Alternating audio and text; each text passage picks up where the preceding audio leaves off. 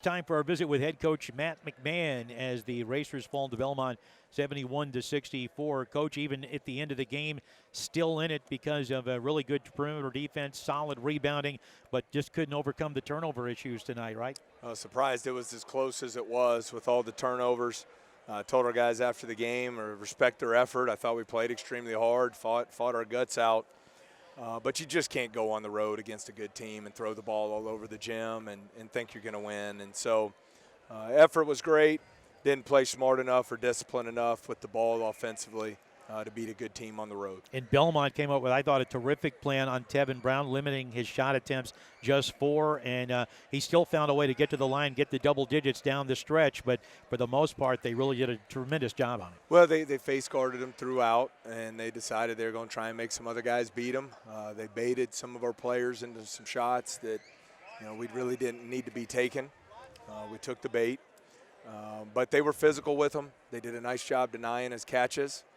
And when people try and do that, other guys got to step forward and carry some of the load. And we just didn't take advantage of some of those opportunities that came from that. Obviously would have liked to have gotten the ball into the paint more, but we just turned it over before we could get it in there. So credit to Belmont. Thought they had a good plan, and we didn't execute well enough to win. And, Coach, when you turn the ball over, specifically when you turn it over in a live ball situation, that's tough because that's easy opportunities for the Belmont on the other end. No, you're right on the money, Kenny. I understand. In the course of a game, you're going to have some turnovers that the other team creates. Right. Just because they're a hard-playing team and all those things, and it's just part of the game.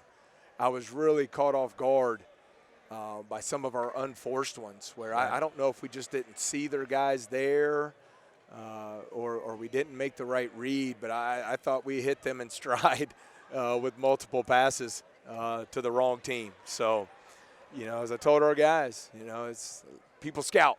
So people are going to watch this game, and we better get ready for a lot of heat over the next month because that's all we're going to see. The Racers have been able to dominate the paint quite a bit, got outscored 48-28 in the paint tonight. And as you said, really a lot of times the ball was turned over before it could get to the Racers in the paint. We did have some positives when guys caught it down there. Yeah, no, when we got the ball in there or on the offensive glass, there were some scoring opportunities available. What really hurt us, our three-point defense, our effort there was very good. In some key situations, Scanlon just kicked our tail. Yeah. Back cuts, one-on-one drives. We really did not have an answer for him. I know he went 1 for 10 from 3, but the one he hit was huge. We took our first lead, and he hit the trail, about 22-footer there, to get them back in front. And, down the stretch, we just really struggled to guard him. Had a couple of segments as well, Coach, where you kind of went dry for 3 or 4 minute stretches. They were able to put a couple of points on the board, and that was despite, I thought, a really good run to start the second half, but then that little dry spell hit, and it hit one more time and just couldn't overcome that. Yeah, but we were able to battle back in. I mean, we were down 18-5. Obviously, you can't, especially on the road, you can't have a poor start like that. So I was pleased with our guys' ability to fight back, get back into the game at the half, and then even take the lead there up, I believe, 48-46. But you're right, against a team like Belmont, as well as I thought we defended at times, you just can't have those long spells where you're not able to score. But again, you got to come back to the turnovers. And when 22 times, you don't even get a shot at the basket, you're not beating anybody.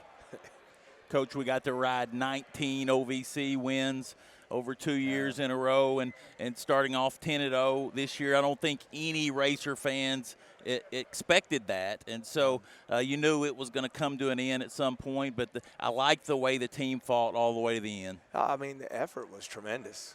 Guys fought their tails off. Some guys had to play a lot of minutes and really battled through. With the tournament, it was 21 straight OVC games, so it was a nice run. But now the bottom line is you can't let one loss become 2. There's certainly plenty to learn from off tonight's film. But we're playing a really good Tennessee State team Saturday night on their court. It's going to be a great environment, and we've got to really turn the page quickly and get prepared. and find a way to win on Saturday. Wanted to talk just before we get out about a couple of your bench players. KJ, he just comes off the bench, gets starters minutes, battled through foul trouble in the first half, had 11 points in the second half, makes the 3 big threes. And Devin Gilmore, great offensive punch for you with 13 and had 5 rebounds. Well, the value of the three-pointer, KJ's worked extremely hard on it. We're down 9. He hit back-to-back threes to make it a one-possession game. And then I thought Devin, his energy level off the bench was great. Did a nice job scoring around the goal, taking advantage of his athleticism. So we got great contributions from both. All right, Matt, appreciate the visit, and we'll see you on the bus. Okay, thanks so much.